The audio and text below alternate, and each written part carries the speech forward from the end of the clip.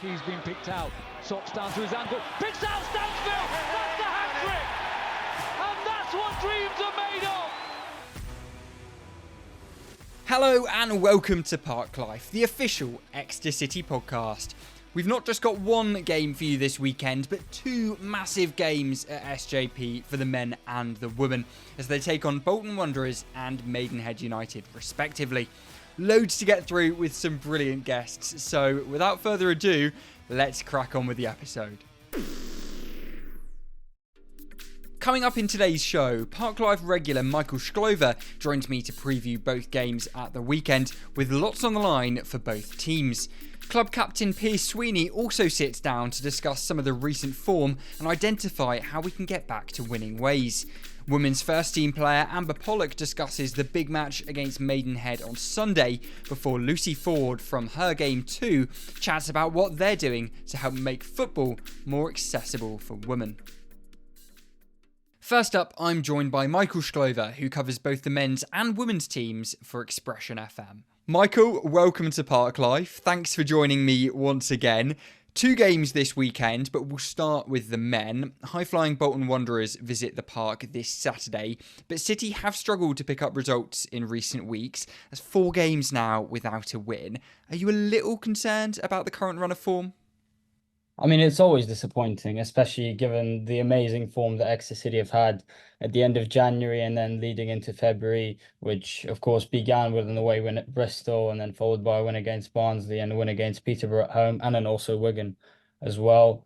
Unfortunately, Exeter City weren't able to build on that. Probably the game against Fleetwood and the second half of that performance is probably the most disappointing result of the lot. But Exeter look to what is ahead, and we've of course seen that the Leyton Orient game has now been postponed. So Exeter have got 3 very big games in the space of 1 week. And after that, a bit of a break until Charlton on Good Friday, end of March. So Gary Caldwell's side I'm sure will give absolutely everything they can in the next week to try and get as many points as they can. Yeah, still plenty to play for and a big 10 games to go. But let's focus in a little bit on the last game that City played. Of course, the 2-1 defeat to Peterborough United at London Road. Gary called them the best team in the league. Do you agree? Going forward, I think so. I mean, Peterborough is one of the more attacking teams in the league. We saw it in the game. They had 18 shots, 7 of them on target, and obviously used 2 of them to score with goals from Mason Clark and Poku. I think, yes, I think one of the best. Also, Bolton, of course, are up there. Derby have been improving, and Portsmouth have been regaining their form after a small dip around Christmas and New Year's time. But I think Peterborough's up there. Maybe not necessarily the best team, but certainly up there in the top 3, 4, maybe 5 teams. And they'll be certainly wanting to improve from last year, of course, coming very close to a playoff final. I suppose Gary's point was that actually we played pretty well away against Peterborough, and considering the fact that they are one of the best teams in the league, it was a relatively respectable performance. We were in the game right until the end and very nearly got a chance to equalise late on if Millie Ali had managed to find the target with his header. But overall, I think not a bad performance. Yes, no points, but it's not a disaster, is it? Not at all, no. I mean, Exeter, they're much more confident in midfield, stronger in transition. Obviously, Carroll, he was delighted after the game to get that goal. Maybe a bit lucky, but nevertheless, a big one for him. And he said it in his post-match interview. Exeter, much more confident moving forward. Of course, an improvement up top from Fleetwood, despite just the 1 shot on target, but some very promising movement. I think where they struggled a bit is in transition, and we saw it in other games as well. We saw it against Fleetwood. We saw it certainly against Lincoln away, even at home early against Derby. On the counters, Exeter get caught out. A lot of hard work is what is expected from midfielders, and they have done well over the last few months, but sometimes Exeter struggle a bit in midfield. That's something I've noticed over the past few games, and it has cost Exeter City in the last game against Peterborough as well. Ultimately, the result came down to a defensive error and a bit of poor luck for the first goal, which you can't really legislate for, and then just that extra bit of quality for their second. I mean, 2 decent goals, really. Maybe the first from a defensive error, but overall, you couldn't really do much about either, really. Yeah, I probably won't be too innovative by saying, but That's how the biggest teams in the leagues get their result. They capitalize on their chances. They use the opportunities, what comes their way. Exeter City, unfortunately, over the last 2 seasons in League One, we've seen it numerous times where individual errors had cost Exeter City the game. I mean, it was the case here. It was also the case against Lincoln earlier last month. But Exeter look for what is ahead of them, as I said. Errors will come, errors will happen, but there's still 10 more games to try and get beyond that 50-point mark and secure survival. We also got some news on Wednesday that Sonny Cox has signed a contract extension to remain at St James Park for another 2 years, 2026. It's great news, of course. A brilliant move by the club to keep a player who's contributed so much since his return, and he's one of our own. Well, arguably, you can say, Tom, the position that Exeter find themselves now started all the way from Sonny Cox's goal on Boxing Day against Wycombe Wanderers, and now he's back at Exeter City, delivering straight away at the end of 2023, and now a key player for Gary Caldwell's side in the squad. And Bolton's a big game for him, I'm sure. Hopefully as well. I use the word momentum a lot in this episode, but hopefully he'll have the momentum, the joy of re-signing for Exeter City. Hopefully that's something he can take into the upcoming games as well. Yeah, it's so important, and especially during the run-in. And speaking of the run-in, we've got 10 games left of this League One season. Still plenty to play for, with the threat of moving into those relegation places still a possibility for sure. I guess you could say that we're about 8 to 10 points away from safety, which is really close, but we do need to start picking up those results. No, definitely. I mean, there's always the comparison from last season. At this stage last season, I think Exeter were on around 46, 47 points maybe. Of course, the games were a bit later on in the month, but last year we remember there was a tough running of games in April, so Exeter had to get the points as early as they could. Also, for the same, for the last couple of games, Exeter's position may be a bit deceiving because they had played an extra couple of games, but nevertheless, I think a few wins in the upcoming week. Of course, Bolton's the big one. We're going to talk about it more. But then, of course, two massive 6-pointers away against Shrewsbury and then at home against Burton Albion. 6-pointers with teams right next to them in the table. And not to sound too optimistic, but I think 2 wins and that will almost look like survival for Exeter City already. Maybe I'm being too optimistic. I was going to say maybe a little bit more, but we'll see. We'll see. At the end of the day, we'll try and get as many results as possible. But you mentioned Bolton on Saturday. Let's move to it straight away then. They're a great team, of course, high flying, doing really well this season. But do you think we can take something from them? Definitely. I mean, Bolton, now that we're recording it on a Wednesday morning, they've just come back of a very late equaliser against Barnsley, sorry.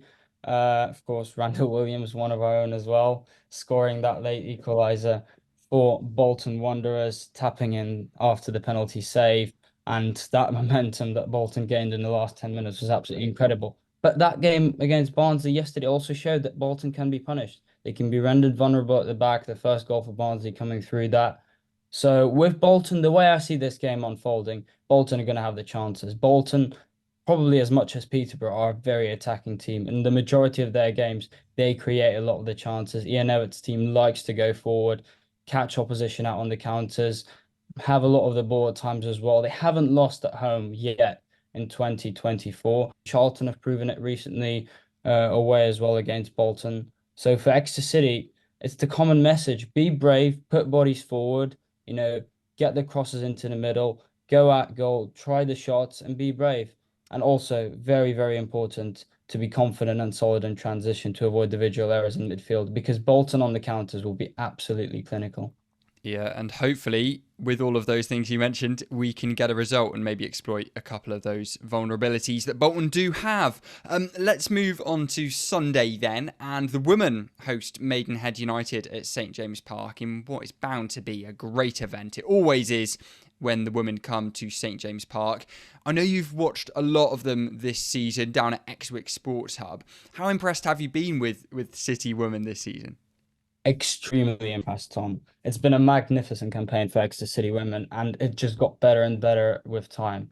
Well, we're going to start with the league. One draw against key rivals Bournemouth in February, and apart from that, every single win. I think that's clearly visible to all the fans. But more importantly, a sensational League Plate, sorry, of course, for Abbey Britton and Aaron Wakely's side on the way, beating London Seaward, then going past Billericay from the third tier, and then putting up a very, very close fight at home to Derby County not long ago on the 25th of February. Unfortunately knocked out, but nevertheless, Exeter City still fighting for that promotion, still have the County Cup final against local rivals Plymouth Argyle as well. And Aaron Wakely actually mentioned it in the interview recently that Exeter City women take things seriously the way a Tier 3 team would. And I think at the moment, the team is playing like a Tier 3 side, a team that deserves to play higher, a team that deserves to be promoted, a side that just missed out on promotion by goal difference. Absolutely heartbreaking it was last year back in May, just losing out to Cardiff City Ladies. But they've kept their heads high, and going into the new campaign, things have just got better and better. Well, we know that the league has got to be the priority, hasn't it? Promotion, it was so close last year, but hopefully they can get over the line this year. At this stage, because Bournemouth are gunning for promotion, they're a few points behind, but that's because they've got games in hand. Our goal difference is considerably better, but could they make that up with those games in hand? We'll have to see. Either way, at this stage in the season, every single game is a must-win. I think for a few fans, there could have been a point once the game against Bournemouth concluded in February, and then an away clash against Moneyfields, a fixture considered one of the harder ones. I think everyone kind of gazed their eyes towards that 4th of May because Exeter City are playing Bournemouth on the final day at Exeter Sports Hub at home in front of their own fans. So everybody was quick to look that way and say, oh, Exeter are quite likely to get the points in most of their games. So are Bournemouth. But we mustn't neglect this game at St. James Park. First of all, it's a wonderful opportunity to once again showcase women's football in the heart of Devon. I mean, already we're getting reports that 2,100 people have bought their tickets to this game, which already exceeds the previous SJP designated fixture back in September against Moneyfields by 600 people, and even more compared to what we saw last year at Portishead this time in March.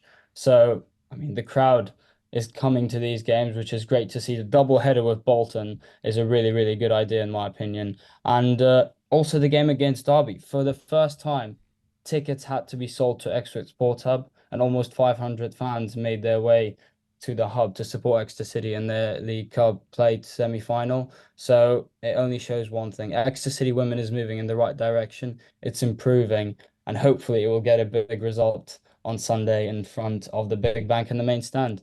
Yeah, well, I, for one, cannot wait. It's always a brilliant occasion to see the City women at St. James Park. What a brilliant thing it is. But for those who don't always watch Exeter City women, or maybe haven't seen them before, which players should City fans look out for on Sunday? I mean, to start off, I think Exeter are strong everywhere. They're strong up top, they're strong at the back. And this is the two lines I'm going to focus on. First of all, Captain Manfi Sharp has been excellent at the back for Exeter City. Strong leadership, very strong, holding the shape, commanding the defence, and just the voice of the team, the face of the team. A really, really strong character in that dressing room. Molly Taylor next to her as well.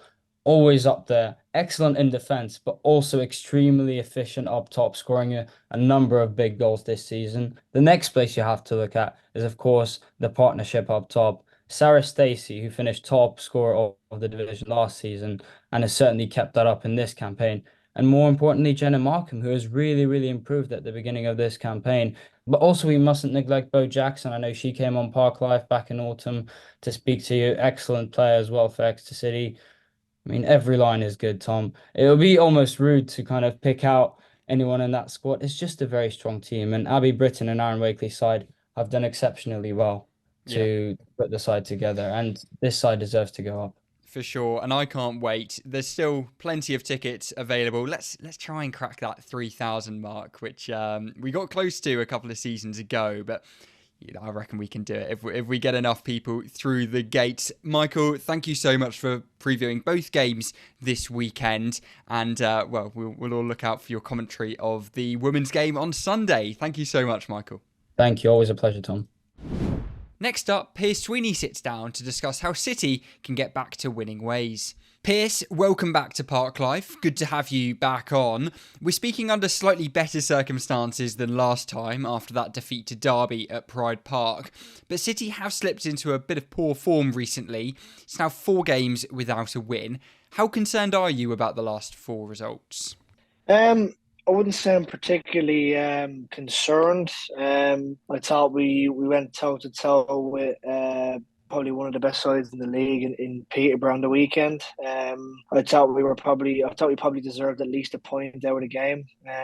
Their front players won them the game as such. As disappointed as we are in the goals we conceded, they've got really good quality on the top end of the pitch, and the way they go about things is really, really good. Really admirable the way they play football, and they got really top quality players. But I think in the last couple of weeks, I think bar kind of a couple of second half performances, I think we've been pretty okay in our performances. Haven't been perfect, but I think we've done okay and we've performed pretty well. But we need to start getting a couple of results on the board in the next couple of games, and kind of starting to get close to that 50 point mark. Yeah, it's a bit of a cliche, but there have been some positives to take. I know Gary said that he was actually pretty pleased with the performance on Saturday. Does it feel like if you put in that performance against nearly any other team in the league, you probably would have walked away with something?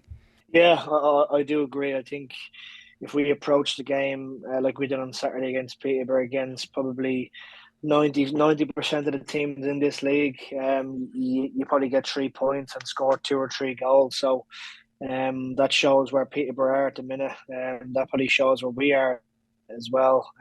I think we need to be a little bit more ruthless and don't be embarrassed to kind of score goals against these big so-called bigger clubs in the league and promotion chasing teams. So we've proved over the course of the season, especially in recent form, that we can compete against these big clubs and teams with big budgets. Yeah, I asked this question to Ben Purrington in the last episode, and I'm not sure how much you look at the league table, but as things stand, it still looks like we need about 10 points, maybe a couple less to secure safety in League One. It's kind of the talking point at the moment.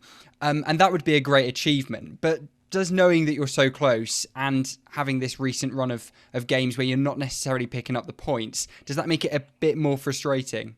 Yeah, I think, I think there's a few clubs below us who have a couple of games in hand. But if you were to ask any of them clubs, I think they'd rather have the points on the board than have the games in hand and having to play them and having to beat other clubs. So, it's in our hands. We've got Cheltenham, we've got Bolton, we've got Shrewsbury to play still, and Charlton to play. So there's some big games of football coming up in that kind of bottom half of the league. So I'm pretty confident in us being a League One football club next year. I think we've done really, really well to get through the kind of abysmal run of form over the kind of winter period coming into Christmas, and that kind of kick-started off again on Boxing Day. So we've come a long way as a team. We'll definitely use the bad experiences of this season moving forward into the last 10 games. We're looking to get as many points on the board as quickly as we can to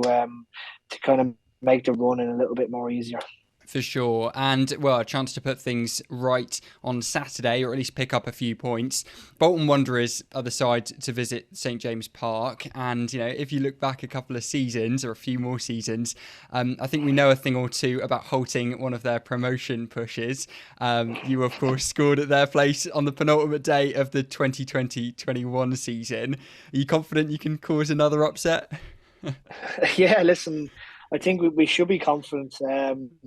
We've come up against Bolton. Let's not talk about the fixture earlier on in the season. That was a terrible day to be an Exeter City player, I think. But listen, it's something that we'll use to our advantage to kind of approach the game a little bit differently. I'll remember that day for the rest of my career. But yeah, I've obviously got fond memories of going to the Bolton Stadium and kind of spoiling the promotion party, albeit there was no fans in the crowd. But I think it's probably benefited me not having any fans in the crowd, because I wouldn't have wanted 25,000 Bolton fans gunning for my head that day. But yeah, I'm confident. I'm confident we can do something on Saturday. I think our performances have been pretty solid over the last couple of games, and I think playing against Bolton should suit the way we want to play as well. We want to get after them after teams and get the ball back and go and attack them there. I think we showed that on Saturday with a couple of opportunities we got high up on the pitch. Yeah, for sure. So hopefully a good game on Saturday, but that's not the only fixture being played at St James Park this weekend. The women's team, of course, face off against Maidenhead United on Sunday. Are you looking forward to seeing them take to the pitch this weekend as they continue their title push? Yeah, listen, I think over the last couple of seasons, I think the women's team have been very unlucky not to either win the league or get promoted. They've always been near enough up at the top end of their league table. I think last year they did just missed out on winning the league, and I think last week they lost in the semi-final of the cup. So I think the job Abby and Aaron have been doing with the women's team has been remarkable. Probably not much of a budget. Players obviously don't get paid, so they're pretty much playing for expenses or playing for the passion of the game. So, yeah, I would imagine there'll be close to 2,500, 3,000 fans at the stadium on Sunday. And listen, they deserve it. They've been doing really well over the last couple of years, and they've kind of taken a light as such recently. So, yeah, listen, the men's team are always going to back the women's team, and the staff have welcomed their staff in a couple of days over the season just to see how we do things. So yeah, it's going to be exciting times for the club in the whole. Yeah, absolutely. And off the pitch, I've been told by a certain somebody that you've become a bit of a local celebrity in your local village. I heard this afternoon you opened a new library at your daughter's school, which must have been an amazing thing to do, right? I wonder who told you that. Yeah, listen, my daughter's in preschool at the minute, and she's going to be going into year one in September. So the kind of school principal asked me would I go up and open their new refurbished library. So obviously it's World Book Day tomorrow, so it was a kind of fitting thing for me to do. And there was a few Exeter City fans in the school, young kids, and they seemed pretty excited with me being there. And my daughter just seeing her daddy, so that was just a normal day for her. So, but on the other hand, there was some excited kids. So yeah, it was a nice experience. It was a humble experience for me, and yeah, it was a nice thing to do. Pierce, thank you so much for coming on Park Live this week, and best of luck on Saturday. Thanks, Tom. Appreciate it. Next, I'm joined by City women's player Amber Pollock ahead of their match at St James Park this Sunday. Amber, welcome to Park Live. Thanks for coming on. It's a big weekend for Exeter City women as you host Maidenhead United on Sunday. A chance to extend your winning streak in the league in front of a huge crowd at St James Park. You must be looking forward to it. Yeah, I think we're all really buzzing this week leading into this game. It's always a good opportunity to play at SJP. Yeah, well, for sure. And, Maidenhead are a good side. We certainly know their quality. They're going to pose a challenge, but are you backing yourselves? Yeah, I think we're all really confident. Like we've prepared, or starting to prepare well this week already, and training again tomorrow. We do work hard to make sure that we go into every game fully prepared and ready for it. Yeah, for sure. And you've played at St James Park once before in front of a crowd, which is a brilliant experience. I can only imagine what it's like. How much pleasure do you get in playing in front of a crowd at St James Park, full of young girls chanting your name? Yeah, I think these are moments that don't come around too often for both players and staff and as a club. So I think we're all really, really buzzing to have a big crowd behind us. I think we get a great crowd where we play our normal home games. However, being able to have it at SJP in front of everybody on that pitch, I think we're all really, really excited. Yeah, it must be incredibly special. And, even more special because this could be a special season, couldn't it? Your league campaign this year has been exceptional. 15 games, 14 wins, and only one draw, that being against your title rivals, Bournemouth. How enjoyable has it been to be part of such a relentless winning team this year? Yeah, it's been brilliant. I think, I've played in this league before with a previous club, won that league, and I'm really, really excited to try and do it again. again, we know the importance of getting over the line this year. I think all the girls know, and we all know in ourselves, that we need to keep every Sunday maximal effort, and fingers crossed we keep that going this Sunday and every Sunday onwards. Yeah, I mean, it's going to take a lot to win that title, get one over Bournemouth. You very nearly did against Cardiff last year, just missing out on goal difference. Are you confident that you can go one better this year? Yeah, 100%. I think, I'm new into the team this season. Been welcomed into the club so amazingly by managers and staff, as well as my teammates. We've got a really great team dynamic, good solid friendship and trust. And I think that is so important to how this season, ultimately we want to get promoted. We want to push ourselves to the next level. So yeah, I think the confidence is there. I can't speak for the girls last season, but I know that there's hurt, and we want to rectify that. And I think we've all got the same goal at the end of the day. So yeah, I think it's hopefully a positive end to the season when it gets there. Yeah, you mentioned that sort of team cohesion, the bond that you've got, the friendship with the rest of your team. And it's something that I've spoken to Zoe Watkins and Bo Jackson about. Do you really think that is the sort of winning formula, or at least that key ingredient that's getting you close to the title this year? Yeah, 100%. All the girls have different backgrounds with work, study, whatnot, like personal things going on. And I think when we come together at training, part of, playing for Exeter and being with the girls is enjoying that time with them. So I think we've got a great relationship off the pitch, lots of great friendships, and I think that bodes well on the pitch with our trust and work rate, desire, and everything in between, really. Yeah, for sure. I've got to mention it. Sadly, your run in the Women's National League plate was ended with a defeat by Derby County 2 weeks ago. But your run in that competition was exceptional, despite being knocked out. You must be pretty pleased with the performance that the whole team put in that competition. Yeah, I think it was a great opportunity for us to test ourselves against higher league opposition.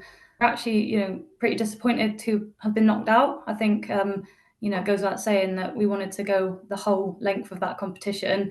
But yeah, it's a shame that we didn't quite get off the mark against Derby. It could have went either way, really, at times in that game. But either way, we've learnt from it, and we can take the experience in that game into our league campaign. And off the pitch, things are also looking pretty rosy. More funding announced for the women's team. That was near the start of the season, but it's still having its effects. A new stand built at Exeter Sports Hub. Huge crowds there too.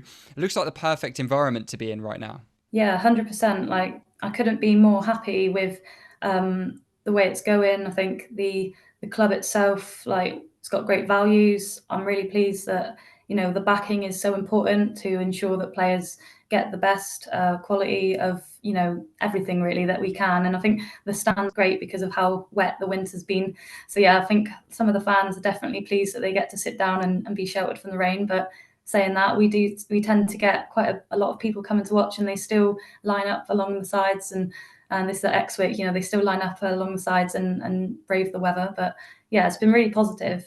For sure. And there's lots of shelter at St. James Park where you'll be playing at next. And to be honest, I'm not sure if we'll need it. I'm sure it'll be a nice sunny day. But what's your message to everyone who's coming to the park on Sunday? Looking forward to watching the team. Yeah, I think generally we're just really looking forward to seeing everyone. We love the fans. Some of my most fond memories of this season have been like the Christmas cracker with all the young fans. And I think we're just really excited to be able to have everyone, be able to sit down, be able to watch, hopefully stand up and cheer, lots of noise. And yeah, I think we're just really, really buzzing. And it's always nice to play on a good quality grass pitch, which is always a bonus. Yeah, absolutely. And brilliant to play in front of the fans at SJP too. Amber, best of luck on Saturday. You've been great. And best of luck for the rest of the season as well. It's going to take a lot to beat Bournemouth, but I'm sure you can do it. Yeah, thank you very much.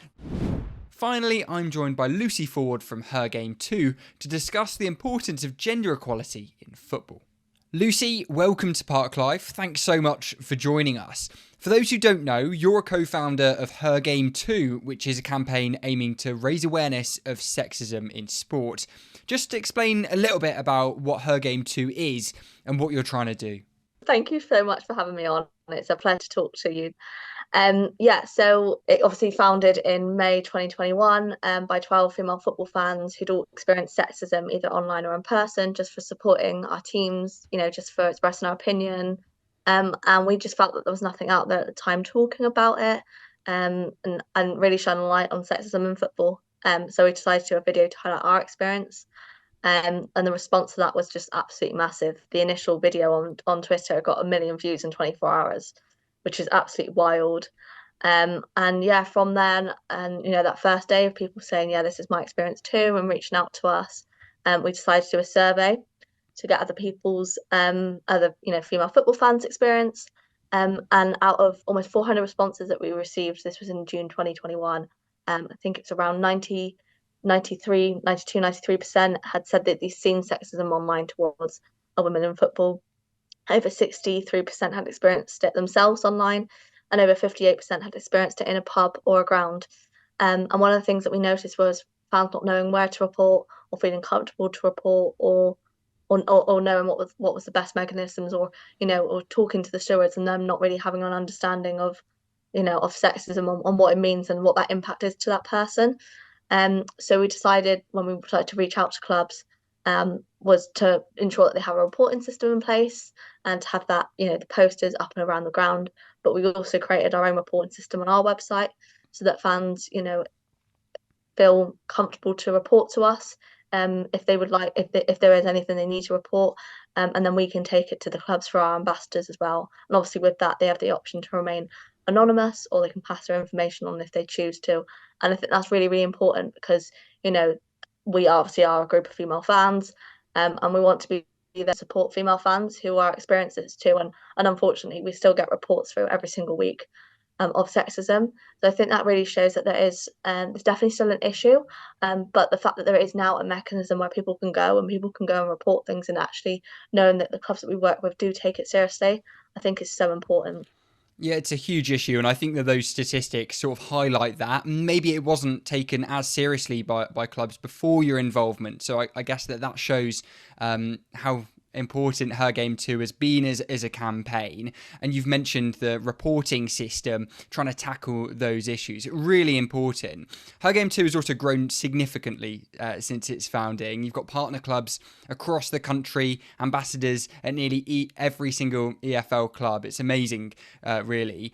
You've created a campaign that's spanned across the country and is still continuing to make a really big difference. Yeah, definitely. I mean, we have partnered with, I think, off the top of my head now, we're probably around early 70s in terms of EFL and Premiership clubs, which is quite impressive considering, we're barely 3 years old. We still do this all alongside our full-time jobs. And I think it just shows, that, clubs are really willing to kind of take that initiative and actually be proactive in tackling, all types of discrimination, including sexism, and actually recognizing that it is an issue, and it's important to, to safeguard and to protect your female fans, young and old, because, football is a game that should be enjoyed by all. And, if you're all supporting the same team, you should be there to you're all supposed to be one family, and no matter the differences that we have in age, gender, sexual orientation, religion, those may be differences, but when it comes to football, you should be a family. So obviously the growth has just been like unbelievable, really, and not just in this country. We've grown into other countries. I know our Her Game 2 France team is doing incredible things over there, and yeah, just the way they're being able to shine a light on what we're doing, but over in France, is incredible. And also, we've gone into other sports as well, like cricket and rugby and ice hockey, and I think it shows that sexism isn't just an issue that is football based, even though it started by football fans. Other sports have recognized the importance of it, and actually embedding it into their own sports as well, and making sure that sport in general is kind of that something that everyone should enjoy. I think is really, really important to see. But yeah, I'm extremely proud to be a part of it, and just to see the growth from the very beginning, because when me has sat in a pub and spoke about it, and spoke about that we didn't think there was anything out there. And, her just saying, well, do you fancy doing a video and highlighting our experience? And I saying, yes, absolutely. From that day to now, like, I could not believe how much we have achieved. And it's really hard sometimes, because when you're so busy and you're doing different things, it's really hard to almost have that opportunity to sit back and reflect. And but I'm really proud of the difference that we are making. And and I know it's not just down to us as well. The Lioness is doing an incredible job. There's you know other people within the industry, women in football do incredible work as well. Kick It Out, tackling all types of discrimination. Everyone is really pulling together to kind of highlight this issue, but also the positives in terms of celebrating as well. The Lionesses, for example, have been such an incredible, driver for women's football in this country. And I think the success that they've had has had a massive impact. And I think that that's starting to change people's attitudes. And we know that we've still got a long way to go to do that within her game too, but we'll just keep on going until hopefully it comes that day when we're no longer needed. Yeah, well, I think that's the end goal, isn't it? That really is. And as I've mentioned quite a few times in this podcast already, this weekend is our designated Her Game 2 weekend. And Exeter City were proud to be one of the campaign's first ever partner clubs. We're a club that believes in inclusivity and have made huge strides in making the club more inclusive for women. How important of a partner has Exeter City been in helping to grow the campaign? From our perspective, from all of us at Her Game 2, we can't thank Exeter enough. And they've been absolutely incredible from the very first day of partnering with us and getting involved. They've been an absolute, blazing the trail of exactly what we would imagine and more from a partner club. They were the first ones to do a whole dedicated weekend back in October 2021.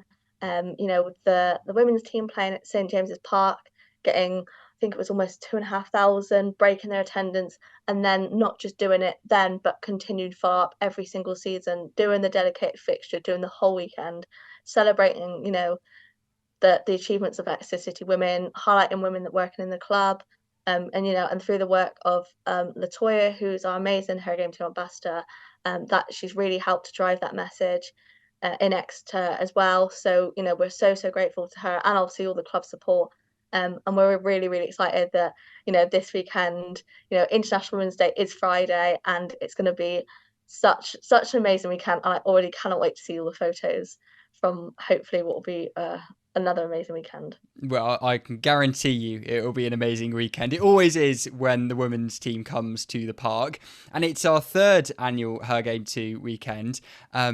And I mean, isn't that great? 3 years of them playing at the park, and continues to get better each time. But how important are these kind of games across football, I guess, in helping to grow the women's game? What kind of impact does it really have?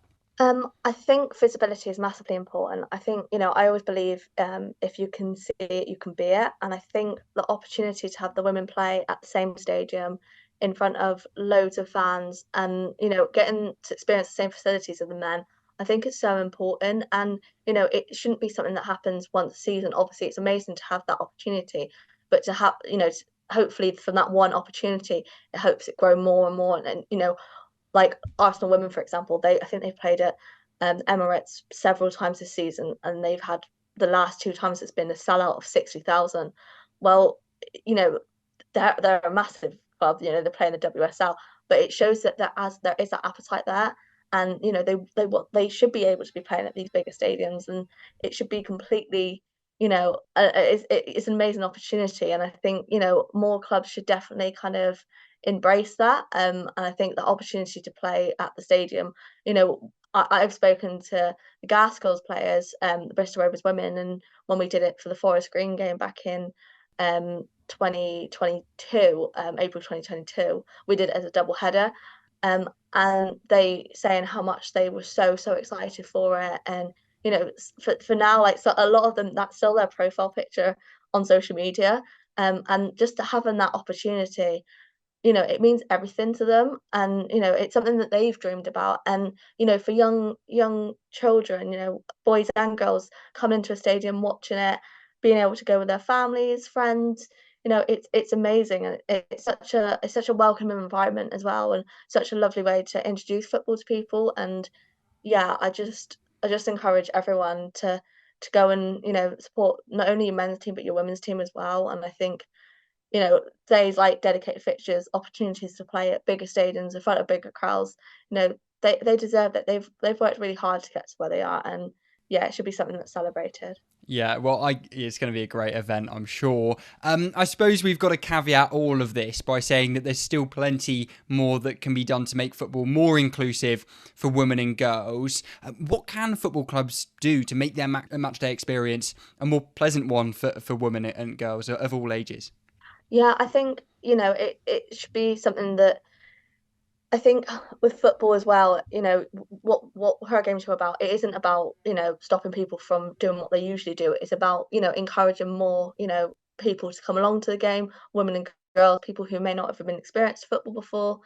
And I think, just kind of making it, you know, there so that people know that it's a game for them, and they are feeling welcome to come to the ground. I think that's a big thing. I think having like the reporting posters up, and presence of her game too around the ground. I know Exeter do an amazing job with that. I've been there myself as an away fan and seen the posters in the toilets and the LEDs. I remember seeing them when we played Exeter a couple of years ago, which is amazing. I won't talk about the result though, because none of us were very happy in that away end. But yeah, I think that's a really, really important thing. I think, just knowing that if anything did happen, that anyone needed to report anything, knowing that like the staff are kind of trained to deal with it, the stewards are trained to deal with it, and actually like the appropriate action is being taken, but also to making, whether it's, I know some clubs do like buddy systems, or they've got female supporter groups, so people can go like together in groups, because some people may not know anyone, and just because you can generally make a whole kind of friendship and community from watching football. So yeah, I think that's kind of lots of different avenues that it can be done, but yeah, I mean it's, we know that there's definitely a lot of work to be done, and obviously we are grateful for all the partners we have, not obviously only in the Football League and the Premier League, but also all the way through to our non-league and grassroots partners as well, because they all, in whichever way they can, they shine a light on what we're doing. Yeah, absolutely, they do. And hopefully, I'm sure the campaign will continue to grow. Plenty more to do, of course, but I'd like to think that Exeter City are still leading the way. Lucy, thank you so much. You've been brilliant. And well, hopefully we get a brilliant event on Sunday, which I'm sure we will. That's all for this episode of Park Life, the official Exeter City podcast. Let us know what you want to hear more of via our social media channels, and don't forget to hit the follow button so you never miss an episode. Thanks for listening. Up the City.